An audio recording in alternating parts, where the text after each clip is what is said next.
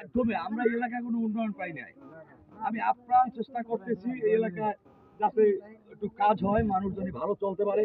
আমি ব্রিজের ব্যবস্থা করছি। আমার মনে হয় যা ১ সপ্তাহের মধ্যে ব্রিজের কাজ আমি শুরু করবো। জাস্ট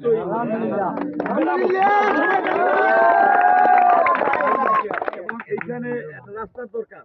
হ্যাঁ, ওরা বলছে ওই যে হইতে কি জানি কয়, ওই অব্দ হইতে এই যে খাগু বাড়ির দিক, না অব্দ হইতে খাগু বাড়ির দিকে রাস্তা। হ্যাঁ, ওটার আমি ব্যবস্থা করছি। আর নাসির খারে এখানে দেওয়া হয়েছে।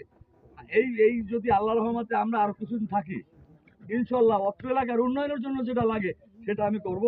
এবং বিশেষ করে আমি খেলায় উপস্থিত থাকতে পারি না বিদায় তোমাদের কাছে আমার একটা অনুরোধ, তোমরা একটা ৪-৫ টিম একটা হাডুডু খেলা পুরস্কার, আমি একটা ভালো পুরস্কার দেবো।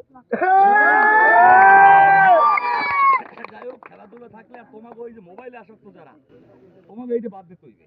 বাঘে ছাগে খেলা গাছের গোড়ায়, এতে কিন্তু তোমাদের জীবন ধ্বংস হয়। এই হাডুডু খেলাও, ফুটবল খেলাও, সময় কাটাও, শরীরের জন্য ভালো।